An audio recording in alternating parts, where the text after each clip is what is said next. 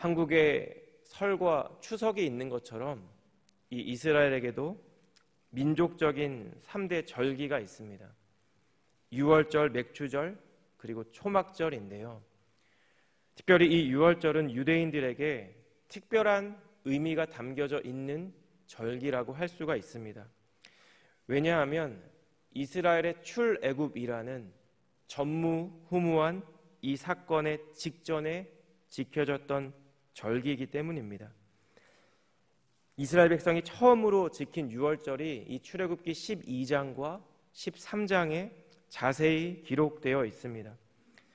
애굽의 우상신들을 벌하는 하나님의 재앙들이 막 임하는 가운데 하나님께서 모세와 아론에게 이 유월절 규례를 말씀해 주고 계신 것이죠.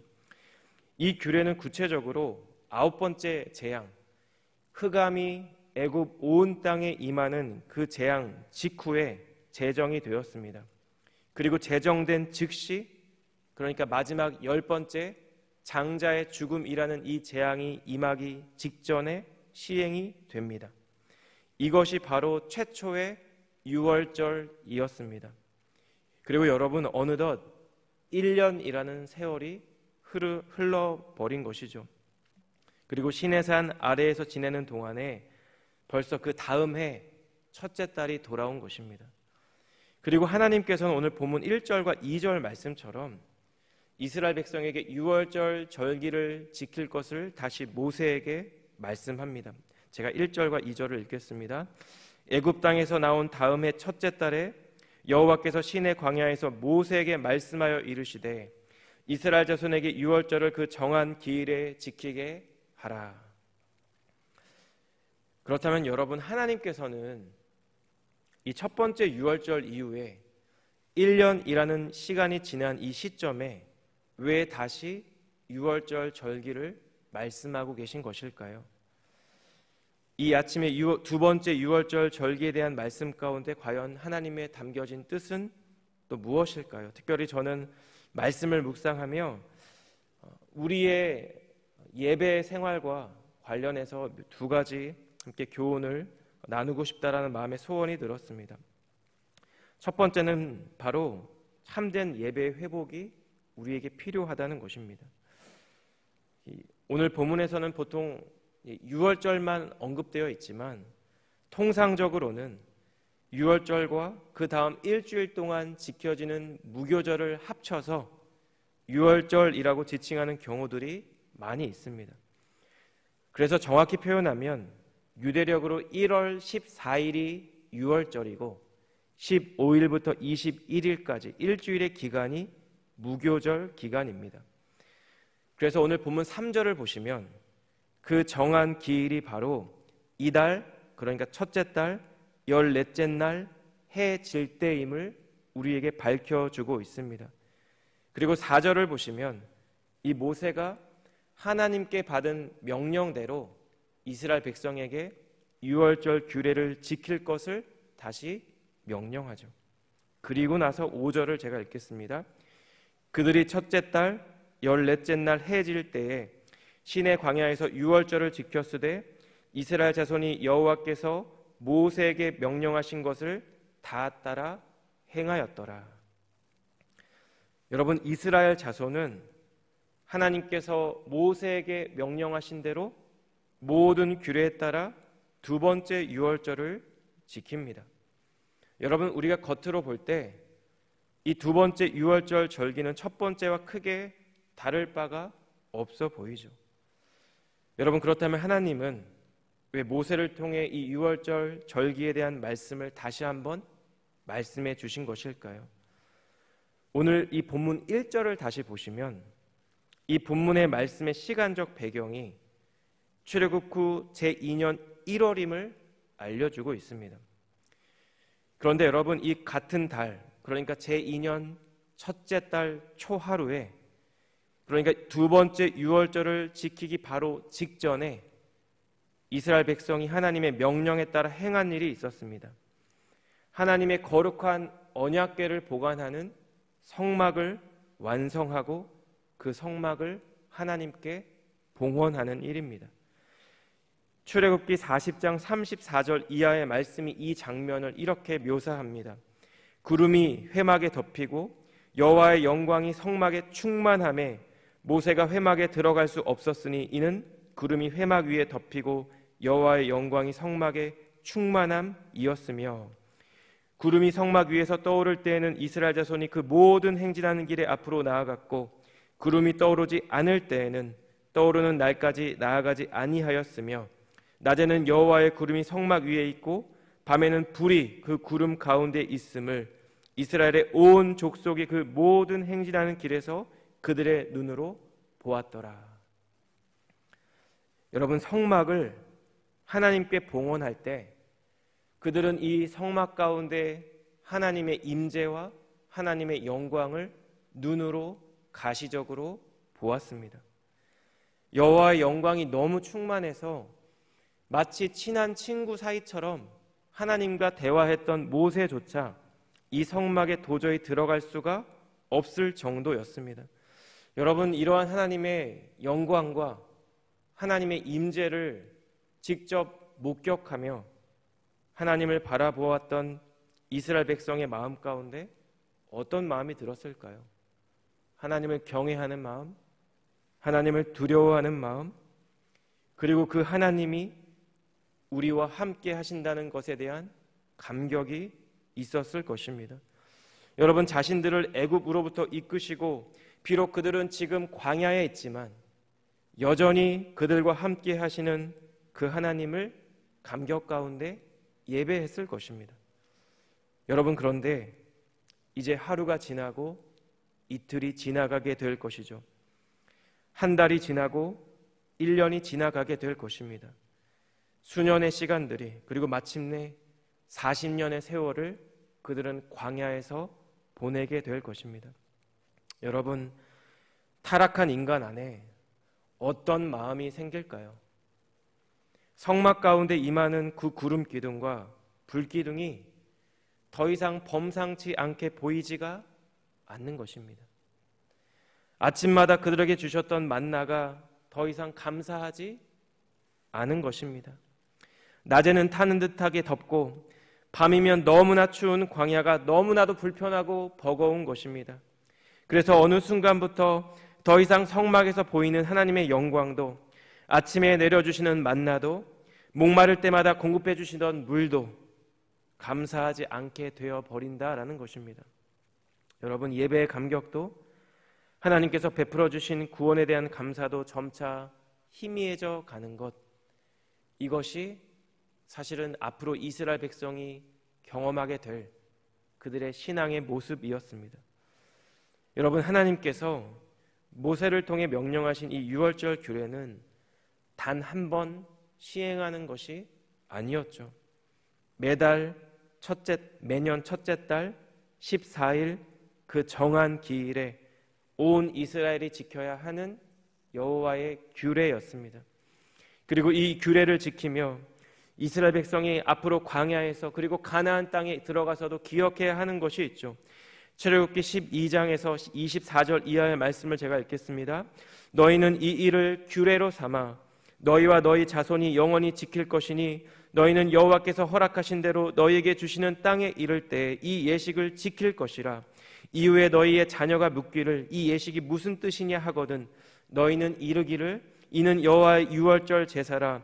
여호와께서 애굽 사람에게 재앙을 내리실 때에 애굽에 있는 이스라엘 자손의 집을 넘으사 우리의 집을 구원하셨느니라 하라 하매 백성이 머리 숙여 경배하니라. 여러분, 유월절을 지키며 이스라엘이 해야 하는 일은 그들을 애굽의 종살이에서 건져내신 하나님의 구원의 은혜를 기억하는 것입니다. 그리고 그 하나님께 감사하는 것입니다. 온갖 우상을 숭배하는 애굽에서 그들을 친히 건져내시고 여호와 하나님만을 섬기는 하나님의 백성으로 삼아주신, 불러주신 그 주님의 사명을 기억하고 이루어가는 것이죠. 여러분, 이것은 오늘날 하나님의 백성으로 살아가는 우리가 동일하게 예배의 시간마다 기억하고 확인해야 하는 일인 줄 믿습니다. 여러분, 나를 위해 하나님께서 하나뿐인 아들을 이 땅에 보내신 일을 기억하는 것입니다. 우리가 아직 죄인 되었을 때 그리스도께서 우리를 위해 대신 죽으신 그 일을 묵상하는 것입니다. 지금도 말할 수 없는 탄식으로 나를 위해 친히 간구하시는 성령 하나님의 음성을 듣는 것입니다. 그 주님의 도우심으로 다시금 하나님 앞으로 나아가 주님의 몸된 교회의 지체와 함께 하나님을 예배하는 것이 우리의 부르심이라는 것입니다.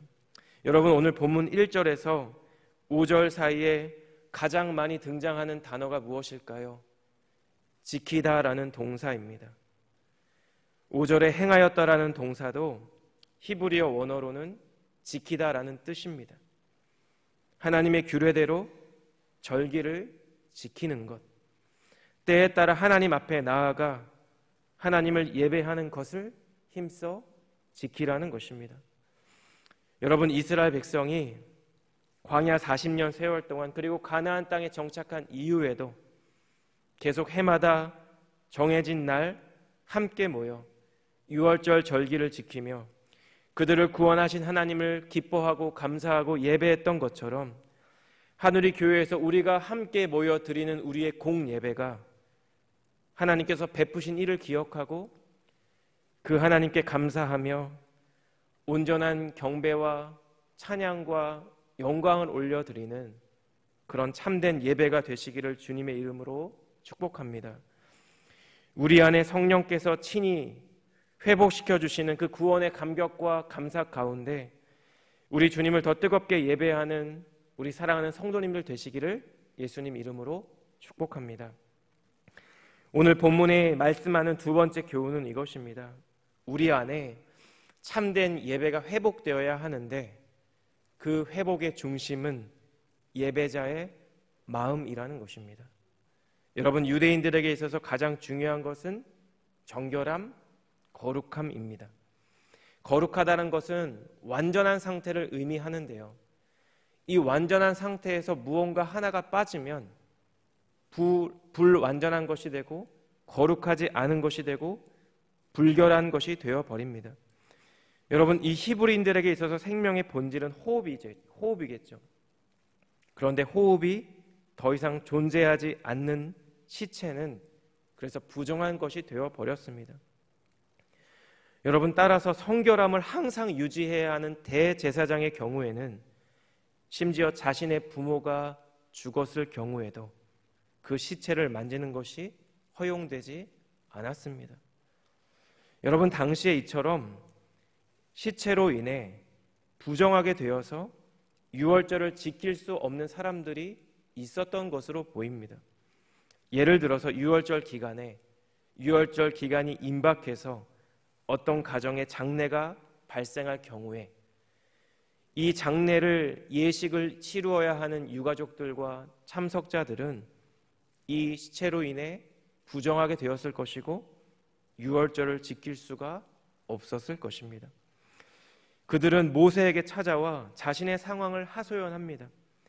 그리고 이 모세는 이 문제에 대해서 하나님의 뜻을 묻겠다라고 대답하죠. 그리고 주님의 뜻이 9절과 10절에 이렇게 기록되어 있습니다. 여호와께서 모세에게 말씀하여 이르시되 이스라엘 자손에게 말하여 이르라. 너희나 너희 후손 중에 시체로 말미암아 부정하게 되든지 먼 여행 중에 있다 할지라도 다 여호와 앞에 마땅히 유월절을 지키되. 여러분, 하나님의 뜻은 무엇일까요? 모든 백성이 유월절을 지키는 것입니다. 그래서 하나님은 대안을 제시하시죠. 시체로 인해 부정하게 되었든지 아니면 여행 일정으로 인해 이스라엘 진영 중에 있지 못할 때에는 11절과 같이 둘째 달 14째 날 해질 때에 유월절을 지키라고 말씀해 주고 있는 것입니다. 이것을 늦은 유월절 규례라고 부릅니다. 피치 못할 사정으로 첫째 달에 있는 유월절을 지키지 못한 자들에게 하나님이 대안을 제시하신 것입니다. 그런데 여러분, 이 유월절 규례에 대한 하나님의 말씀은 여기서 끝나지 않습니다. 우리 본문 13절과 14절은 함께 읽겠습니다. 시작.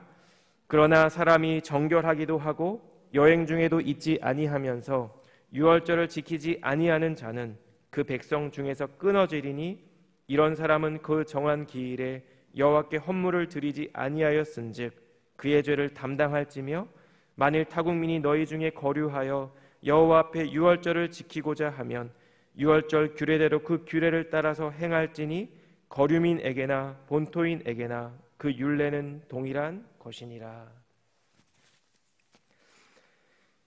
몸이 부정하게 된 일도 없이 이스라엘의 진영 안에 있으면서 유월절을 지키지 않는 자는 중벌에 처해질 것이라는 말씀입니다.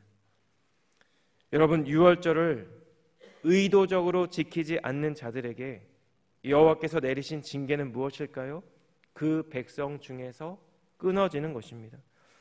여러분, 이것이 어떤 구체적인 징계인지 다양한 의견이 있지만 분명한 것은 하나님의 언약 백성으로서의 그 자격이 중지가 된다는 것입니다.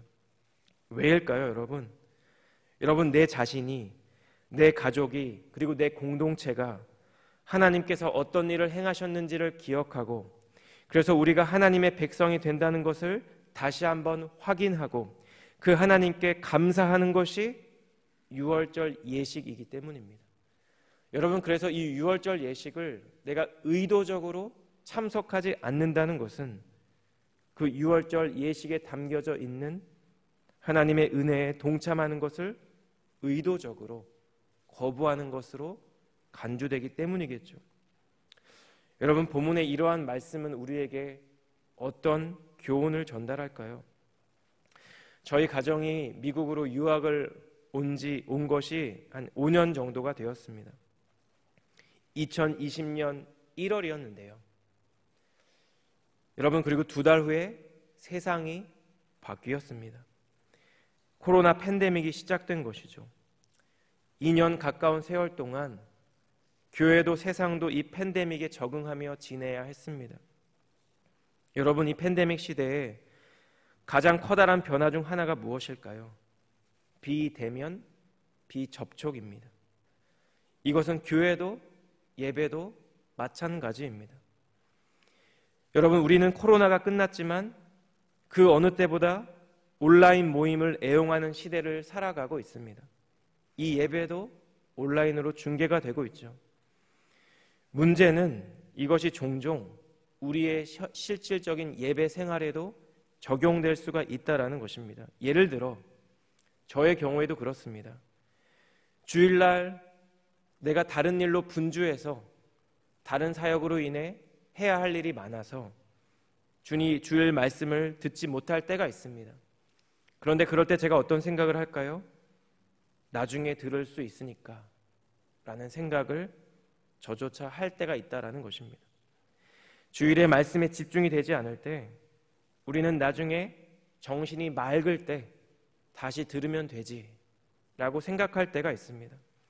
예전보다는 조금 더 가벼운 마음으로 교회에서 예배를 드리지 않고 개인적인 용무를 볼 때가 있습니다.